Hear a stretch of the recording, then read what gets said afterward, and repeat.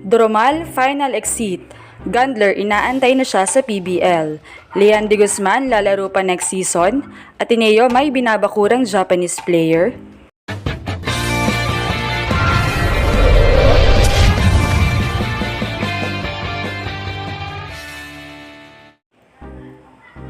Isang magandang exit naman para sa Ateneo ang kanilang naging massive win kontra sa Adamson, kung saan ay hindi nila pinaisang set ang Falcons. It's a non-bearing game nga for both teams, pero ang habol na lang nila dito ay tapusin ang kampanya nila ngayong season 86 ng may panalo, at nakuha nga ito ng Ateneo. Isang magandang final exit nga ito para kay graduating team captain Roma Doromal. Emosyonal naman si Roma sa naging konklusyon ng game dahil marami ang masaya sa pagtatapos ng kanyang season. Naibahagi rin niya kung gaano siya ka-grateful sa Ateneo bilang naging tahanan niya ng 5 taon kung saan ay ipinaglaban niya ang blue and white. Sobrang proud ako kasi nakita ko yung progress ng teammates ko. Sobrang madami kayong makukuha sa kanila. Like nakita nyo naman kung gaano sila kagaling. I'm very proud lang talaga and thankful din na nagstay ako at na-help ko sila this season. Nakita rin ni Roma ang purpose para sa team ng blue and white. Pagpapahayag ng 5'4" libero, staying sa kanila, nakita ko yung purpose ko na i-help sila. As a libero rin, yun lang naman talaga yung support na magigive ko eh. Hindi ako makagive ng points, but andun sa kanila all the way. Yun siguro yung pinaka-success for me na na-help ko sila mag-grow sa bagong system. Nang tanongin naman ang kapitana kung ano ba ang plano niya matapos ang kanyang karera sa UAAP, ay agad niyang sinabi na I'll go pro, but let's see kung saan. Naantig naman ang fans sa naging IG story ni Signal HD spiker Vanny Gundler kung saan ay nirecognize niya ang kanyang former teammate na si Doromal. Aniya, so proud of you Roma May. See you in the PBL soon? Well, let's wish for the best para kay Roma Doromal. Punta naman tayo sa itinanghal na player of the game para sa kanyang last game this season, Lian de Guzman, na graduating na sa pag-aaral sa Ateneo pero mayroon pa siyang natitirang last 2 playing years.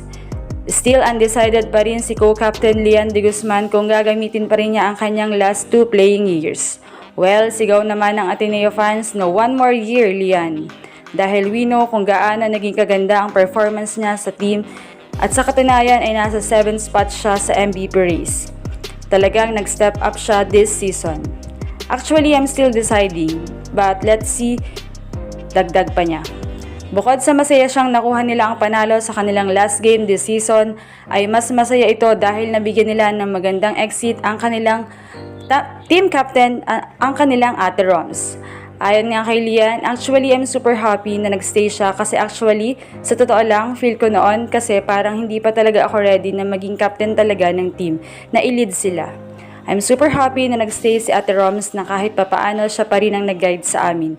Kahit papaano, natulungan niya din ako paano i-lead ang teammates ko. Emosyonal na pahayag ni de Guzman. Sa kanilang panalo ay nagtala si de Guzman ng 14 points coming from 14 attacks, while Doromal tallied 9 digs and 6 receptions. Nagtapos ang game sa score na 25-13, 25-17, and 25-21. Nagtapos din ang Ateneo sa 5th place. Samantala ay kung may mawawala, posibleng umalis sa Ateneo ay may madadagdag. Well, nakita nga sa ilang mga posts sa social media, partikular na sa X, na may mga bagong paparating na players para sa blue and white. And they are coming from Japan. We know naman kung gaano ka-talented ang mga Japanese players having a good system. May iba pa nga nagpo-post coming from the insiders na maging sa iba pang bansa ay may nais mag-enroll at pumasok sa Ateneo. Well, kung totoo man ito na may darating na bago at malalakas na players, at kung hindi aalis si Lian de Guzman sa team at gagamitin niya ang kanyang last playing years, paniguradong papalag na sila next season at kayang-kayang makapasok sa Final Four. Anong masasabi niyo dito? Leave a comment below. Thank you for watching and don't forget to subscribe.